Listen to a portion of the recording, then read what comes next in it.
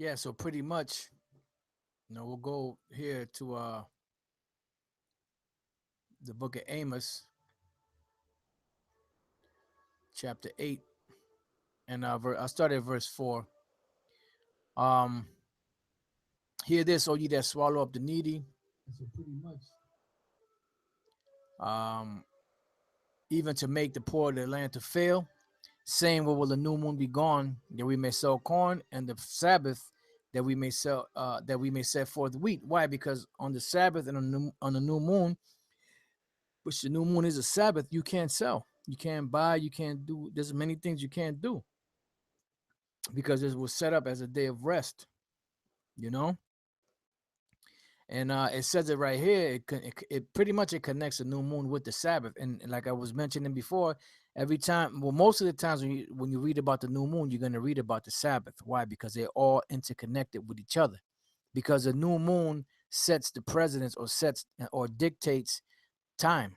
It dictates the months, and it dictates the weeks, because there are 4 weeks in a month. You can't separate the two. You have 12 months in a year. You have 4 weeks in a month, and people are trying to separate the one from the other, and the scriptures don't separate them. It's all in conjunction. It all works together. You know why? Because when the Lord set it up, matter of fact, before I go there, it says, "Saying, when will the new moon be gone, that we may sell corn, and the Sabbath, that we may set forth wheat, making the ephah small and the shekel great, and falsifying the balances of the sea." Was they were being wicked, but the point is not that they were being wicked. The point is that they wanted the new moon to be gone, because see, people say, well, they were, the reason why is because they were being wicked. Yeah, but what is the point? The point is they wanted the new moon to be gone and the regular Sabbath to be gone. Why? Because they knew that on the Sabbath and on the new moon they couldn't sell. Why? Because they were Sabbaths, and that's the point.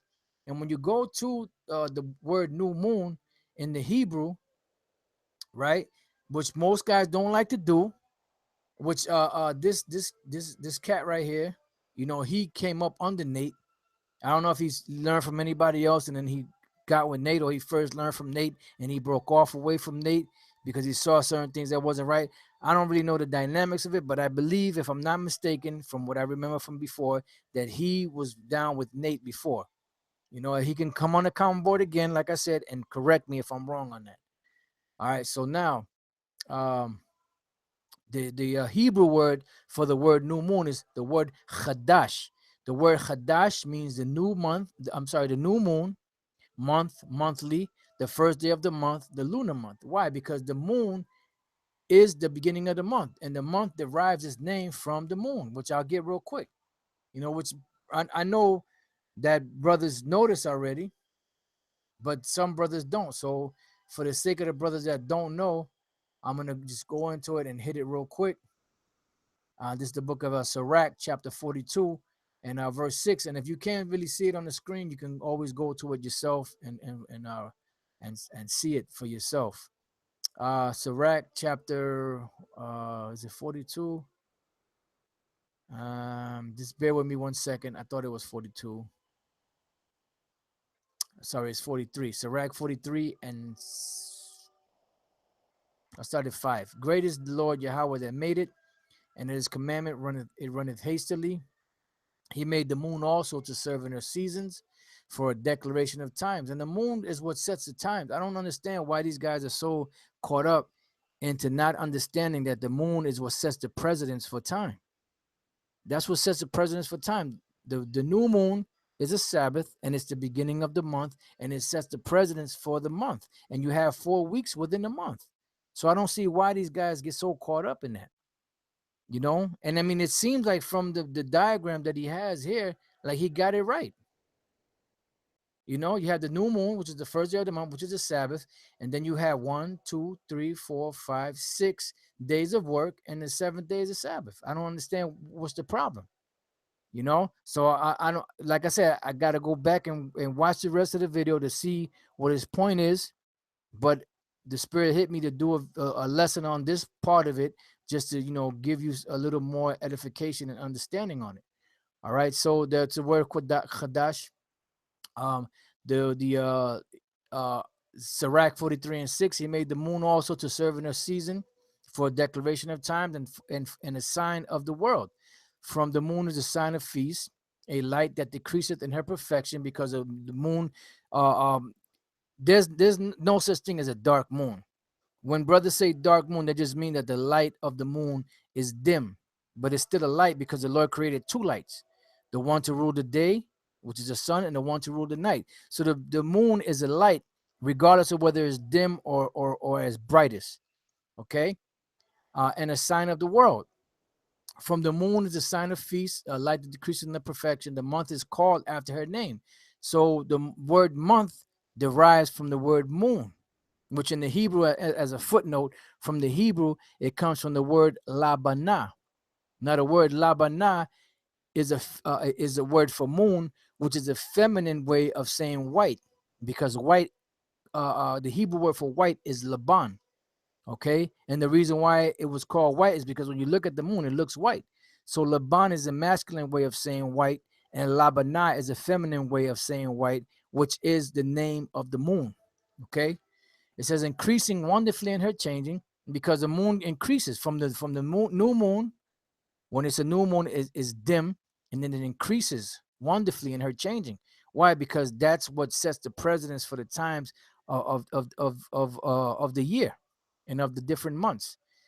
Being an instrument of the armies above, shining in the firmament of heaven. And that's pretty much it on that. So that's what the word chadash means. Just so I wanted to go there just to let you know that when it says new moon, when the new moon be gone, it is actually talking about the beginning of the month, and it's not talking about a full moon, as Nate tries to perpetrate and say that the full moon is the new moon. Which I don't know if, like I said, I didn't watch the whole video, so I don't know if he addressed that on his video, but he should have addressed it if he didn't, which maybe he did. I don't know. Like I said, I didn't watch the video, but if he didn't, if I watch the video and I see that he didn't do it, I'm gonna check him on it. All right. So going from there to Genesis, the first chapter and the 14th verse, it says, and the power said, let there be lights in the firmament of the heaven to divide the day from the night, and let them be for signs and for seasons and for days and for years, because the moon is pretty much, the moon and the sun governs everything.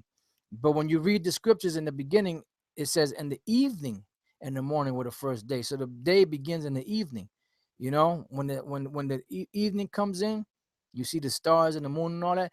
Then the next day the sun comes in, and then when the sun sets and the moon starts coming up, that's one day. So days are reckoned from evening to evening. That's why the moon is so important in reckoning of time. And if you don't understand that, then you're not really going to get the gist of it, and knowing that the moon sets that precedence, it also is the beginning of the month, because the month is named after the moon, so these are all things that tie in together. All right, so the next scripture we got, and then I wanted to go back to Exodus, because he brought this out, and he's saying that in Exodus 20 and 8 on down, remember the Sabbath day to keep it holy. 6 days shalt thou labor and do all thy work, but the seventh day is the Sabbath of the Lord thy power. In it thou shalt do no work, thou nor thy son nor thy daughters, and it goes on to the rest of it. And he's saying if it doesn't follow that, then it's not the Sabbath of the Lord. Well, now when you go into the scriptures, right, you have Sabbaths within Sabbaths. So are you going to tell the Most High, no, that can't be a Sabbath because it's not following the 6 days of work criteria? You can't have that, because there's certain Sabbaths that fall within the week of a Sabbath. So what do you mean to tell me that because there's not 7 days from that point to that point that there can't be a Sabbath? So at the end of the month, there's sometime when you have a day or maybe two, depending on how the cycle of the moon goes, that you have to wait for the next new moon to come in to set the presence for the next month.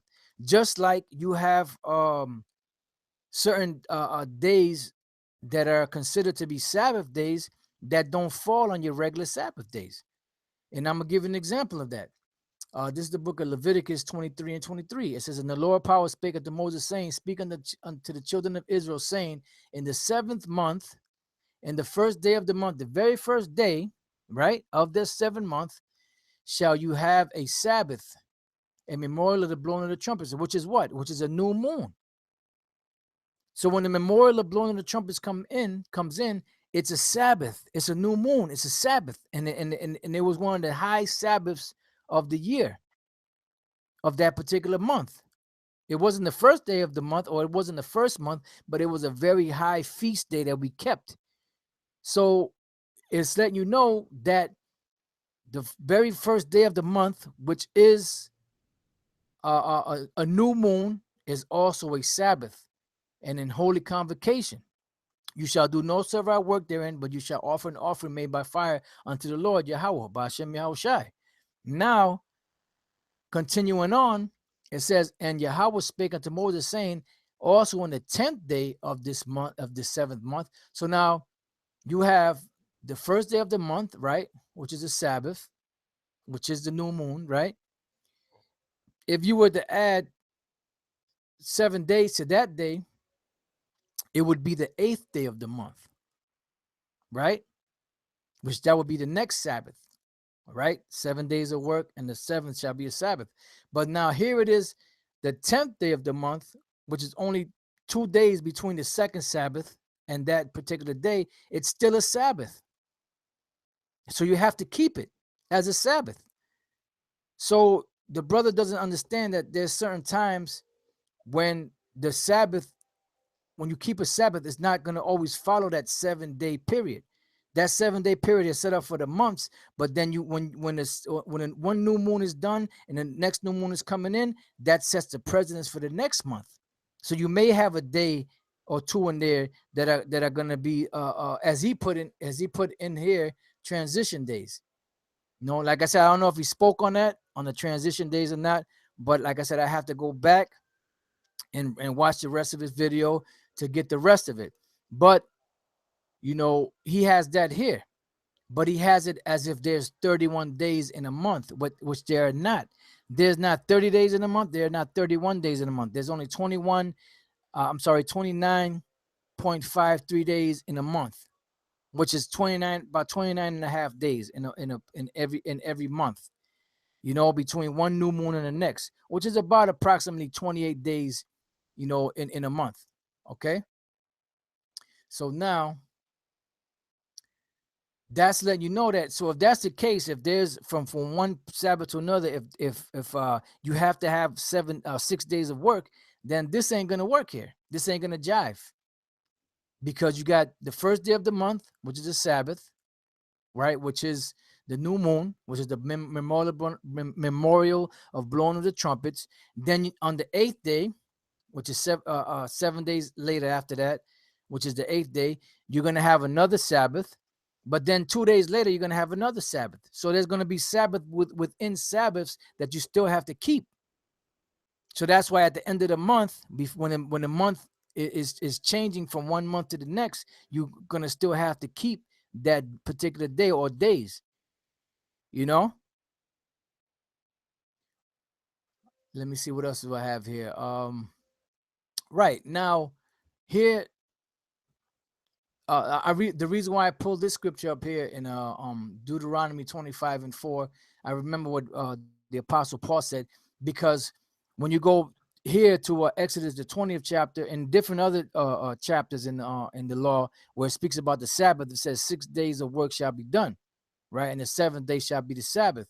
Now, reason why I went here is because this particular scripture, Deuteronomy 25:4, thou shalt not muzzle the ox when he treadeth out the corn.